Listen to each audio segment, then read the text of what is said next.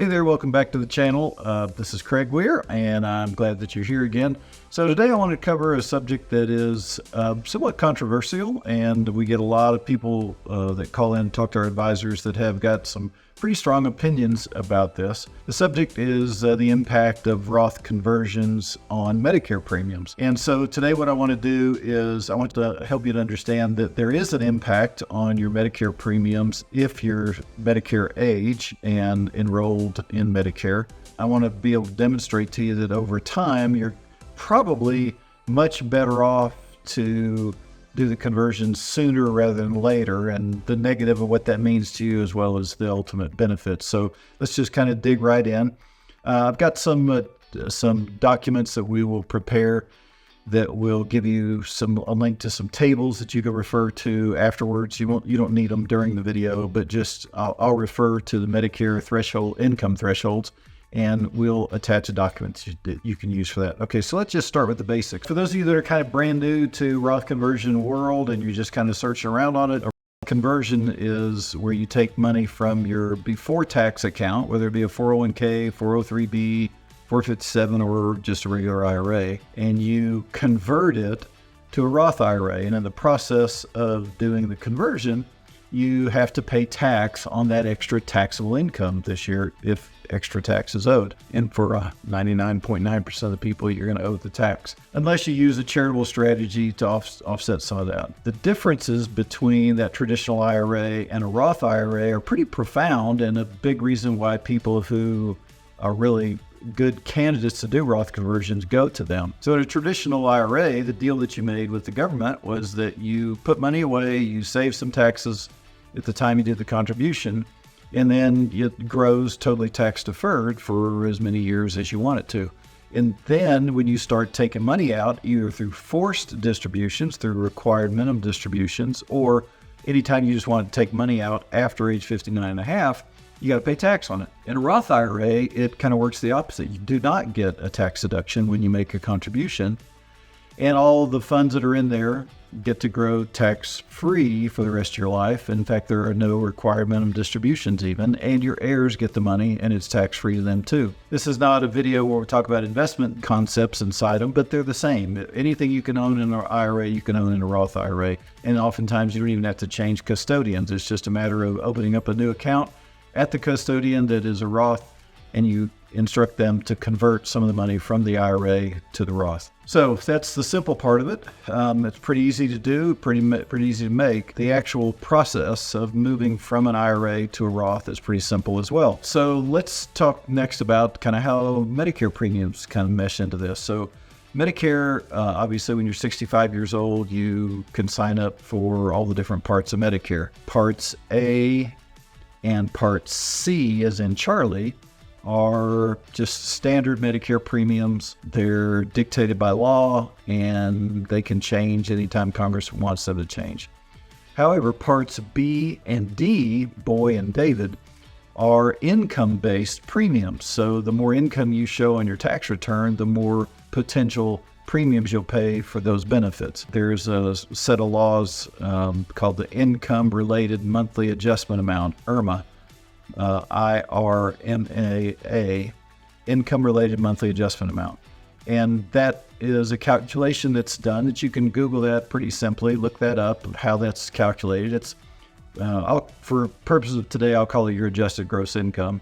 And it's not exactly that, so you want to go in and look at what that really means to you. But for most people, that's pretty close to what it is. The attached document will give you kind of an overview of the different income thresholds and how higher income affect those premiums. And so that's really where the rubber meets the road, in that those income thresholds can go up pretty significantly. And so that's why most people choose not to do Roth conversions, or they do them only up to a particular income threshold, because they're afraid that their Medicare Part B and D are going to get expensive, and it can get expensive. But that increase in your income happens because you take money from your IRA that's taxable and you convert it to the Roth IRA. And so if you convert $100,000 from your IRA to a Roth IRA, that's an additional $100,000 that goes towards your taxable income. So if you get high enough to get above and it bumps you into one of these other income thresholds, then your Medicare premiums go up. But there's a 2-year look back on this stuff. So you're probably not going to get tagged for 2 years. Let's say you finish your Roth conversions in 3 years. It's going to take another 2 years for that to drop off, unless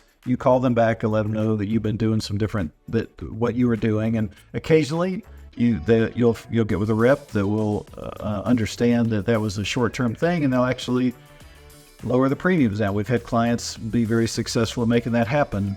Some have not, but some have been able to go back and tell them, hey, I was doing Roth conversions for a period of time. I'm no longer doing those. And they actually lowered their premiums down.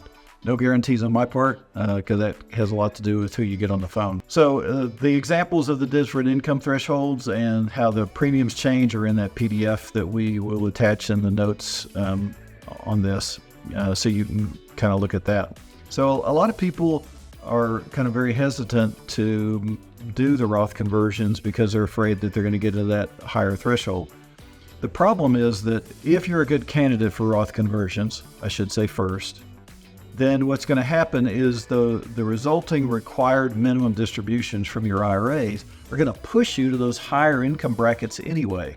So by the time you're 73, 74, 75, your other income plus the required minimum distributions oftentimes push you to these higher brackets. And the difference between doing it and just waiting is that if you wait, there's nothing you can do short of charitable donations every year to offset that. And that's assuming current law holds, and you have to have that desire to actually give the money away.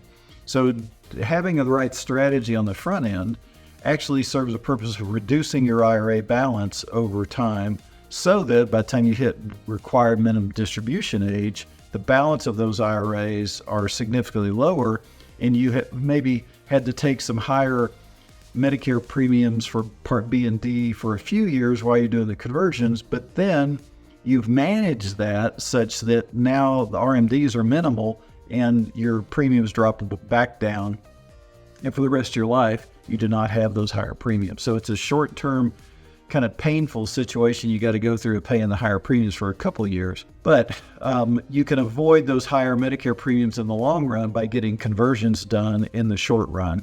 And remember that once you get that accomplished and you need income later, then all the income that you pull out of the Roth IRAs is totally free of tax. And what a lot of people don't know, and I did another video on it, is that if you're over 59 and a half years old when you do your conversions, you do not have the same 5-year rule that everybody else deals with. The IRS actually, under one of their exceptions, allows you to pull 100% of the amount you converted out without any tax or penalty. You just have to leave the earnings in there for 5 years. And they assume that when you make distributions, you're pulling that converted dollars out first and you're leaving the income in over time. And again, I got another video about how all that stuff works, but hopefully that will give you some help there. It's real important to get the timing of your Roth conversions right. You want to get an optimal decision made of how fast should I do conversions? How's it going to impact my Medicare premiums? How does it impact my net worth? And if you get all those things perfectly lined up, you got a great plan. You end up avoiding a lot of tax.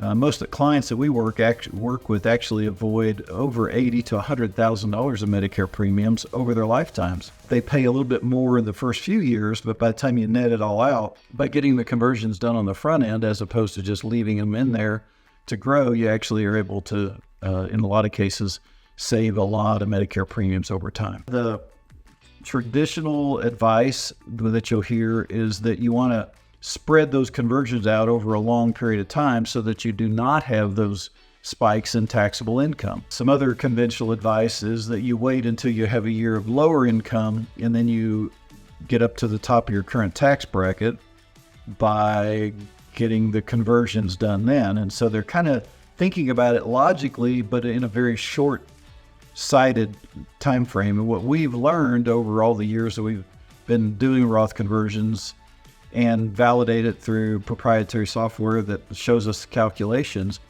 what we've learned is that the only way to truly get the biggest benefits out of doing Roth conversions for most people, if you have a larger IRA, so if you've got 7, 8, 900,000 or more, well into the millions, then you're much better off to accelerate your Roth conversions over a shorter period of time so that you get the real benefits. And that's where the real benefits lie, is on the other side of those accelerated conversions. It really works better even the higher balances you have and the higher income you have.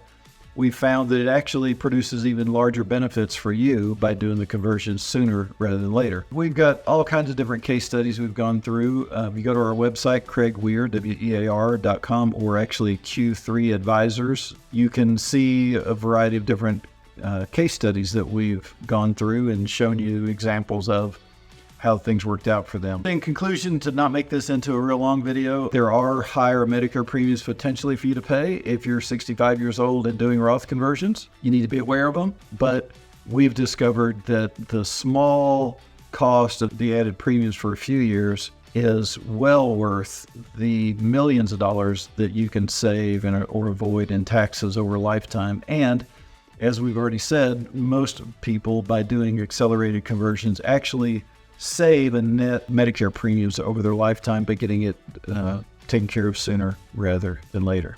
So I hope this has been a little bit of help. I encourage you to really consider Roth conversions as a part of your comprehensive retirement strategy and your tax strategy. If you like stuff like this and you want to get kind of simple financial tips that are void of somebody trying to sell you products or manage your money, all we do is we give advice to people and try to help them with that. So subscribe to the channel, so when we put out new stuff like this, you'll be part of it. Like and share the video. If you have other people that you feel like need to understand the basic stuff of how the Medicare kind of works in hand with doing Roth conversions, that's great.